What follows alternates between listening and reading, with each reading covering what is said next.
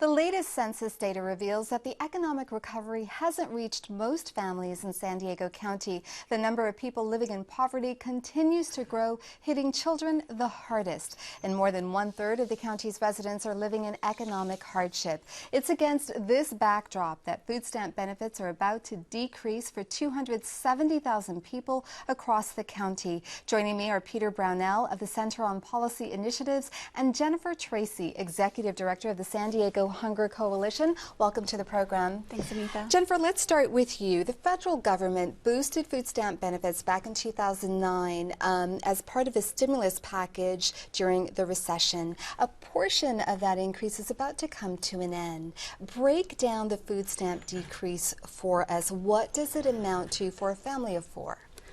For a family of three, I know that it's about 16 meals that they're going to lose each month. And so for families who already are struggling to get through the month with their food stamp or their SNAP benefits, this is going to be a significant impact for them. And again, most of the families who participate are families with children, and so they're the ones that are really going to be impacted.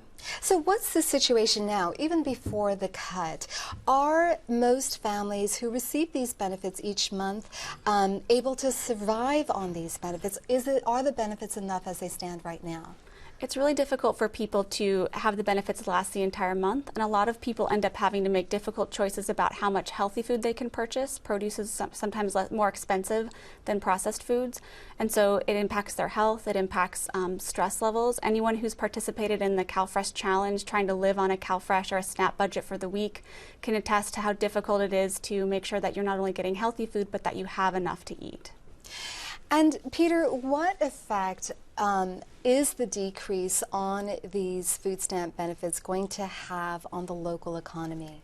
Well, I mean, basically sort of my back of the envelope calculation in terms of the loss of federal dollars coming into the region are in the neighborhood of $29 million that go out to these families that really need the benefits, and then those folks turn right around and, these are, they're not dollars that get put in savings accounts. These are, credits that they have to spend on food, so they turn around and spend those benefits in the local grocery store. So it's benefits these families, but then it benefits the local economy as they spend that money locally, right? Because they're not going to go shop online to buy their groceries, right? They're going to turn around and buy them here in San Diego County. And many of the people who receive these benefits are actually working, right? Yeah, absolutely. So of the households, based on the American Community Survey data, of the households receiving food stamps, about 77% have at least one family member that are working.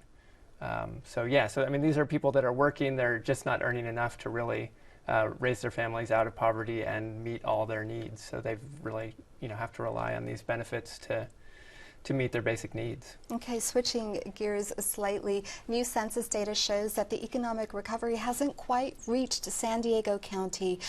Tell me what the new data shows and why hasn't it reached this region? Sure. So, I mean, we do an annual poverty report. It's available on our website, onlinecpi.org, and that profiles the new data that comes available every year from the American Community Survey.